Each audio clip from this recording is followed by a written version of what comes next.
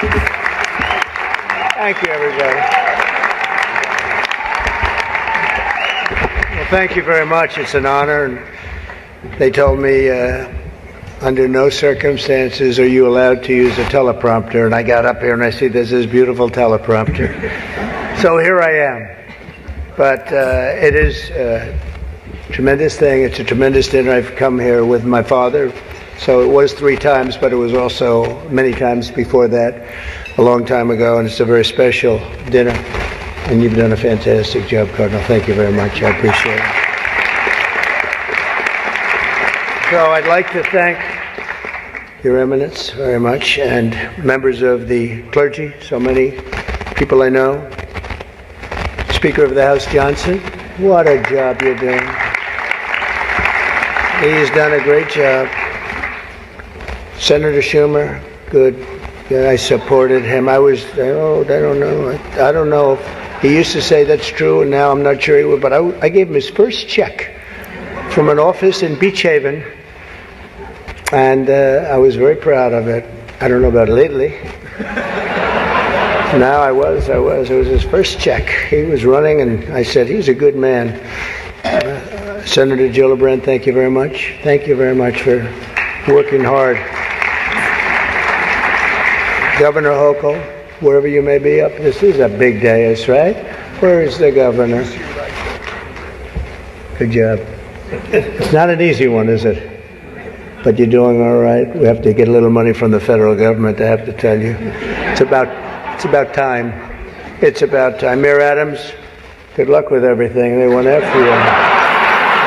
They went after you, Mayor. Yeah, boy, I do that. 9.5 months ago, I said, he just said something about the administration. He's going to be indicted any moment. And guess what happened? But you're going to win. I think you're going to win. I know you're going to win. So good luck. Good luck. I don't like what they do. And also distinguished guests. So many friends up here. It's great. A lot of great friends. Some of my best friends. And you are right, they are distinguished and they are wealthy for the most part. A couple are having a hard time, but they're going to get over it. I also want to thank my very beautiful wife, and thank you for mentioning, but can you believe this? She did a book, and it's a really good book, and she worked hard on it, and it just became #1 on the New York Times list, so I think that's okay. That's not an easy thing to do, especially when your name is Trump and you're on the New York Times list. That must be selling like hotcakes. But thank you for mentioning. I appreciate it. Good job you did. It's a true pleasure to be with you this evening. Amazing pleasure. And these days it's really a pleasure anywhere in New York without a subpoena for my appearance. Anytime I don't get a subpoena, I'm very happy. They've gone after me, Mr. Mayor. You're peanuts compared to what they've done to me. And you're going to be okay. But I have to be careful, however, to understand that this will be the first time in the history of this event where jokes will be fact-checked, and they will be. And they will be. It's been a long tradition for both Democrat and Republican candidates for President of the United States to attend this dinner. It's a rule. You got to go to the dinner. You got to do it. Otherwise, bad things are going to happen to you from up there. You can't do what I just saw on that screen. But my opponent feels like she does not have to be here, which is deeply disrespectful to the event and in particular to our great Catholic community. Very disrespectful.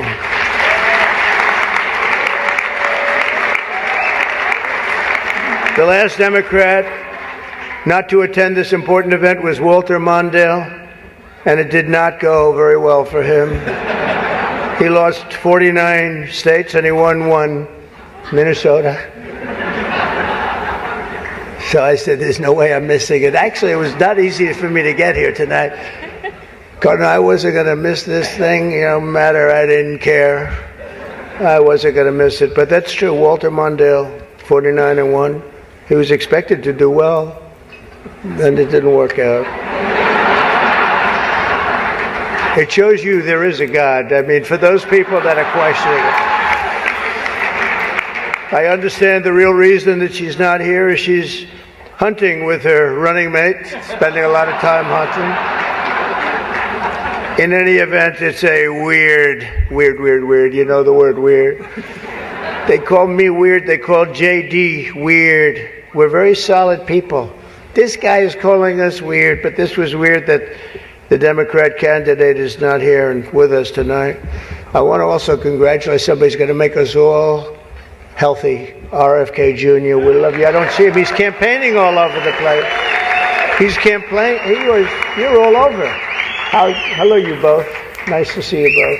He's doing a good job. He's a great guy, too. He really is. He's going to make us a healthier place. We're going to let him go wild for a little while. Then I'm going to have to maybe rein him back. Because he's got some pretty wild ideas, but most of them are really good, I think. He's a good man. And he believes the environment, the healthy people. He wants healthy people. He wants healthy food. And he's going to do it. He's going to have a big chance to do it because we do need that.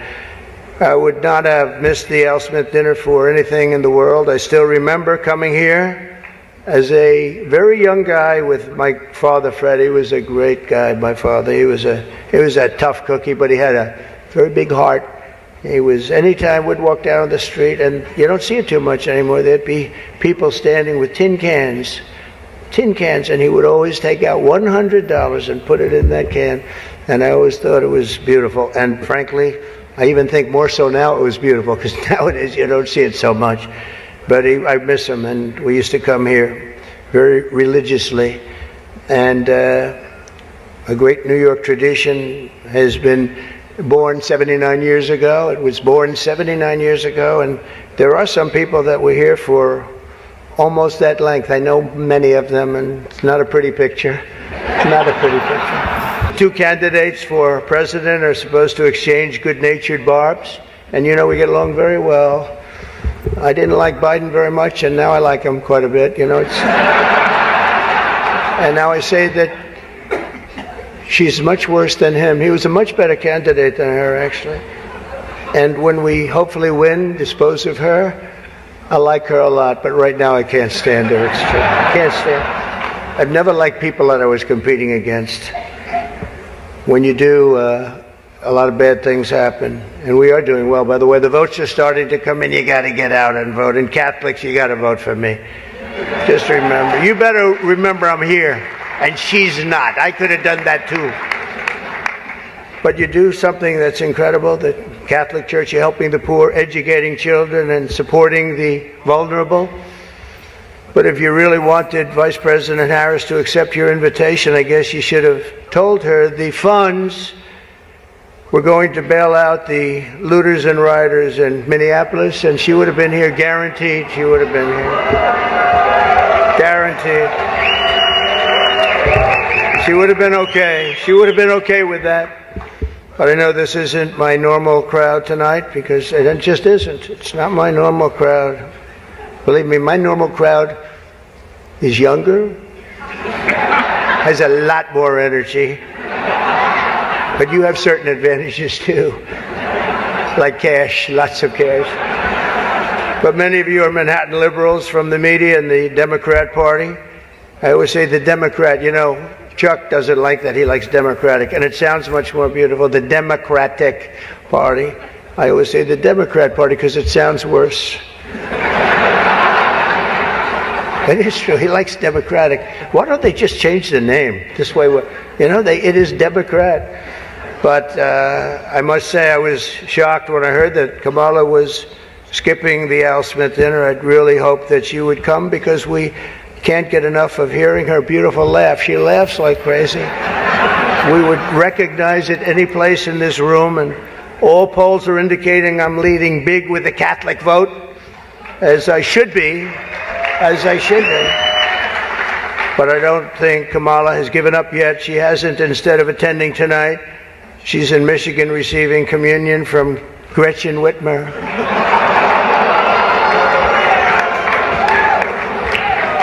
That's not a pretty sight. But Catholics, please don't be too insulted by Kamala's absence. If the Democrats, he says, thank you very much, I appreciate it. If Democrats really wanted to have someone not be with us this evening, they would have just sent Joe Biden. You know, he's having second thoughts, you know that, right? He wants to come back. If she does any worse in the polls, they're going to bring him back again, I think. Chuck, he's going to do it. He's the one that got him out. That's the guy. Much more so than Crazy Nancy, I will tell you. Because I know him. He did it. Joe has almost disappeared from view. The only way he could be seen less is if he had a show on CNN. They had nothing. They've got nothing. Fake news, right? Fake.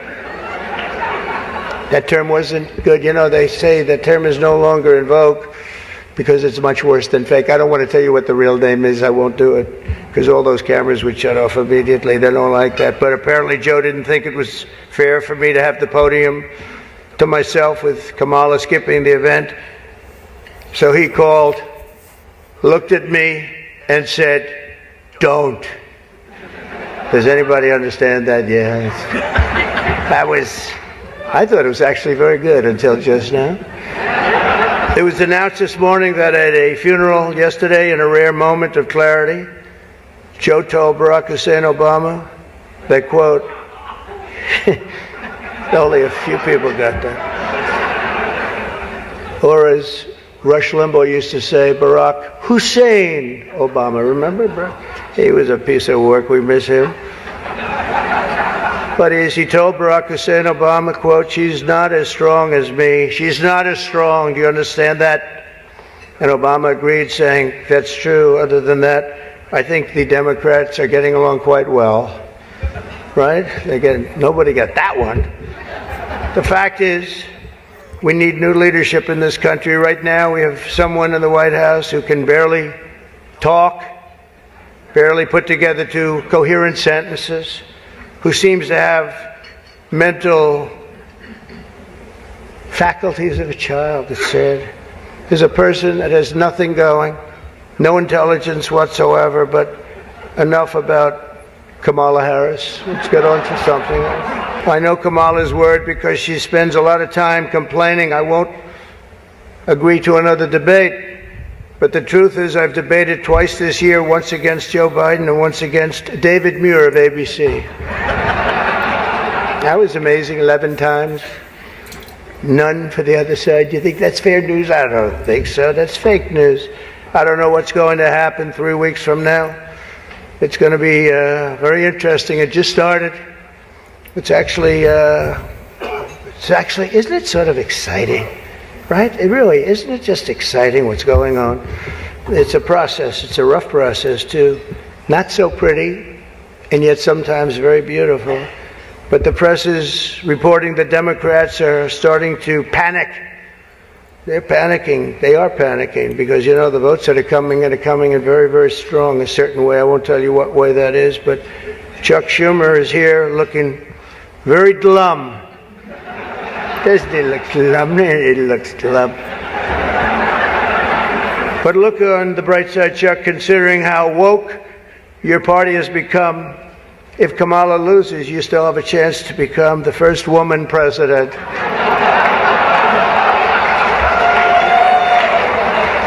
And I actually said, "Do you mind if I do that?" And he said, "No, you got to do what you got to do." He's a pro. He's a professional. No, he's a good man, actually. I hate to say it. Don't ever use it against me, please. They'll say, "This dinner was really setting me back," when I say that. But I've known him a long time. There's a group called White Dudes for Harris. Have you seen this? White Dudes for Harris. Anybody know? Are some of you here? White Dudes for Harris. Doesn't sound like it. But I'm not worried about them at all because their wives and their wives' lovers are all voting for me. Every one of those people is voting for me. And as you may have seen, Kamala did an interview on Fox News yesterday. It went so poorly for her that the Democrats have been forced to install another 100 drop boxes throughout the city.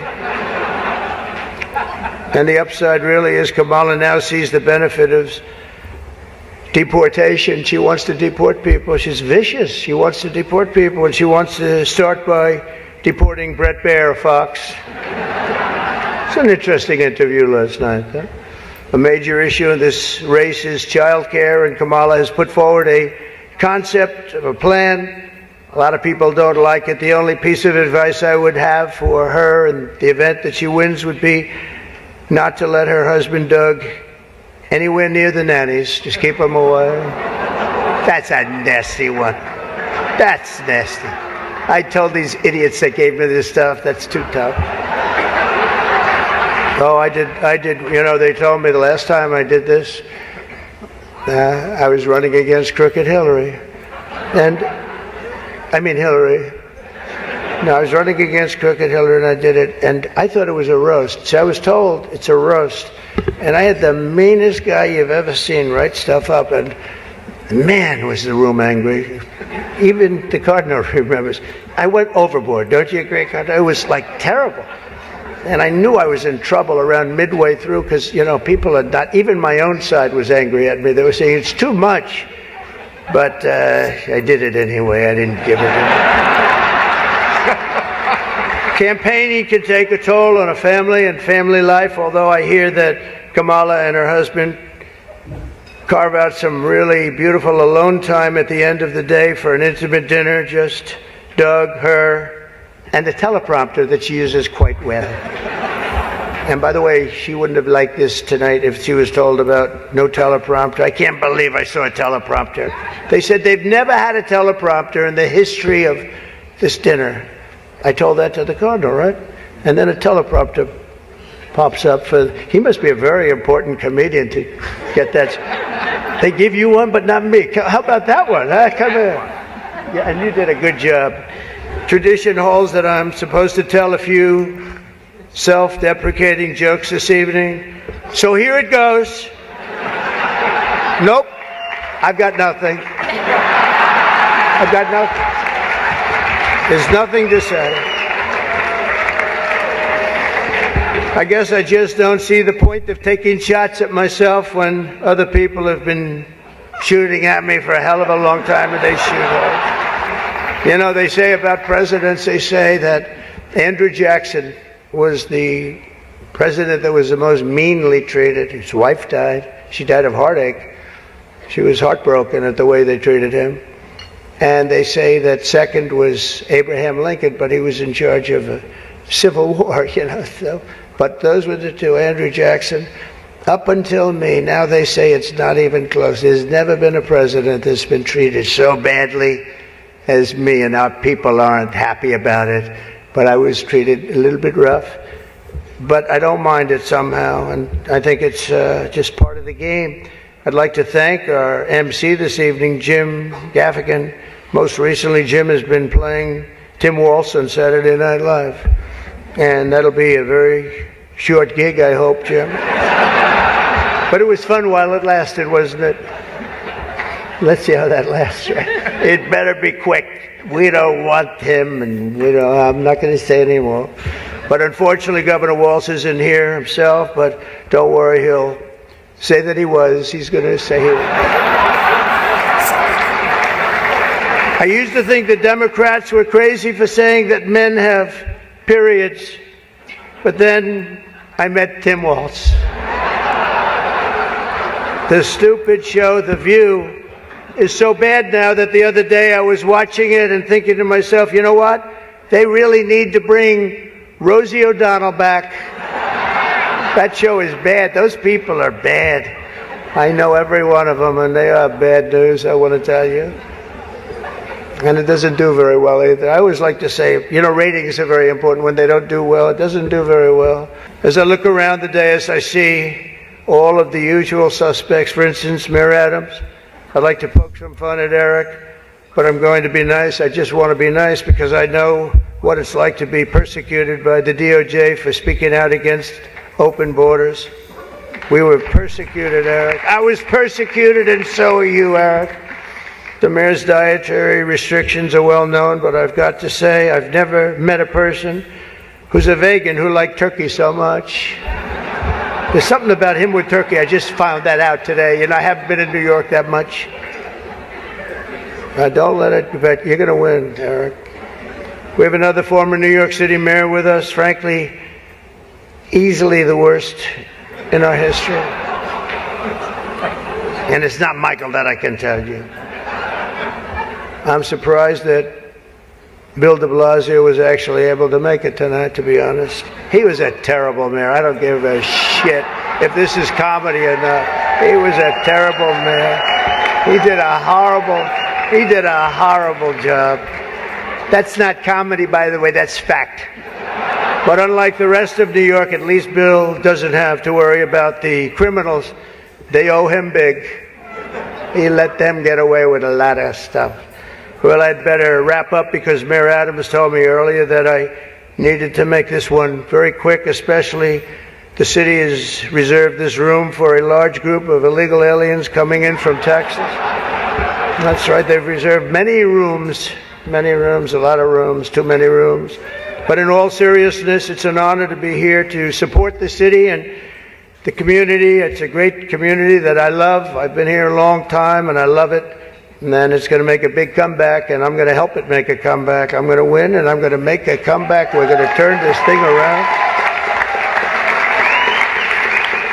And I want to pay tribute to a really incredible man, a man who was a tremendous politician, and actually the fact that he was Catholic it probably did him in, right? Nobody knows for sure, but he was a great guy, Al Smith, great guy. Everyone says it, happy warrior. I've said before that I'll say it again as many times as I have to, directly to the mayor and the governor. If I have the honor to be elected next month, we're going to see what happens. It's happening so fast, but if I have the honor, I look forward to working together to make this city greater than ever before. We're going to do that. We're going to be focused on. I'll work with the governor. I'll work with the mayor, Democrats. I will work with them. I work with whoever I have to, and we will even work very hard to bring back the SALT tax deduction. We're going to bring it back. We're going to bring it back. We're going to get that thing going, Chuck, okay? I actually thought about not doing jokes tonight. I was going to come out here and say, listen, our country is doing very badly. This is not about jokes. And then some person said, you have to do jokes. I said, I don't want to. There's nothing funny about what's happening to our country. And I actually meant that I was going to do that, but they convinced me to say some of the things I said tonight. I don't know if they were funny or not, but hey, you think this is easy standing up here and doing this? In front of half a room that hates my guts and the other half loves me? Half of us love me. Well, maybe it's, I think 75% love me. But I actually do. I did think about that, and our country is doing very badly with respect to its open borders and inflation, crushing things happening in the Middle East and Ukraine. It's so sad to see what's happening in Ukraine. Wow. I had a lot of people very religious people come up to me tonight from Ukraine, and they're asking me for help. So sad to see so many people have been killed in Ukraine, and we're going to get it settled up if we win. As I'm president-elect, I'm going to get that done. I'm going to do it before we ever get back. We have to get it stopped.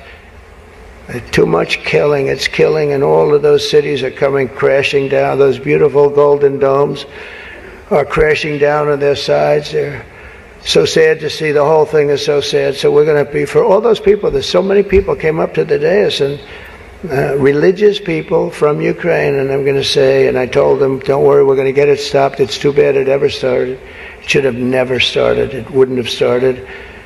But we're going to have our country respected again. We're going to make sure that it's respected, and we're going to go out and do very good things for ourselves as a country and for the world. These are challenging times for our beautiful USA.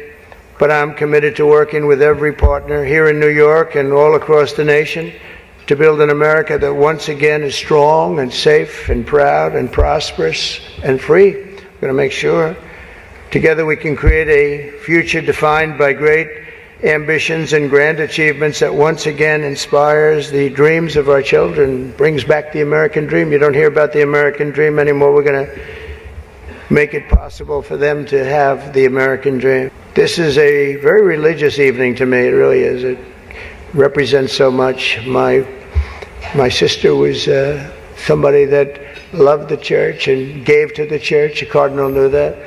Had a certain priest that she thought was incredible, right? For a certain very, very fine man that she thought was incredible. Having recently, myself, survived 2 assassination attempts. I survived. I have a chart that went down to the right. Fortunately, I looked at, it's my all-time favorite piece of paper. But it went down and I looked to the right and I said, was that luck? What was that, luck, or was that God that did that? And I think it was God that did that. I do. But I have a very fresh, Cardinal, I have a very fresh appreciation for how blessed we are by God's providence and His divine mercy. I mean, that was something, I was not supposed to be here tonight. That I can tell you. So with God's help, I know there is nothing that cannot be achieved. We can achieve so much good with this country and get together and unify. I want to thank the Al Smith Foundation for its noble work, and I want to express my tremendous gratitude to the Catholic community. It's a great community. It's a community I've gotten along with all my life. I'll tell you, when I was president, I was in the Oval Office and I got a call from the Cardinal. And he said, we need help. It was during the... I want to be accurate when I describe it. And he said, we need help. Our schools are in devastating shape. They needed much more than $1 billion. I won't even tell you the number, but much more than $1 billion. But I've known the community and I've known the schools. I know so many people that were educated in the Catholic school system. And they are great, and they just speak with it like with love, much more so than almost any system that I've seen. And he said, sir, we have a big problem. We need a number of billions of dollars, or we're going to have to close down the New York school system, the whole system in New York. And I said, give me 15 minutes. I think I can find it. And we gave him billions of dollars. And you know what? He stayed open, and they thrived. And to this day, I hear you did just about the best job there is in education. So... and that was always an honor. And every time he sees me, he says, thank you very much. I said, I know what you're talking about, but we worked together. We were a good partnership, right? We got that money in about 15 minutes, billions, and it was put to very good use. But I just want to thank everybody. This is a special evening. It's a very serious evening, I think. We have some serious problems in the world, but they're going to get solved, and we're going to make America great again. And thank you very much, and God bless you all. Thank you. Thank you very much.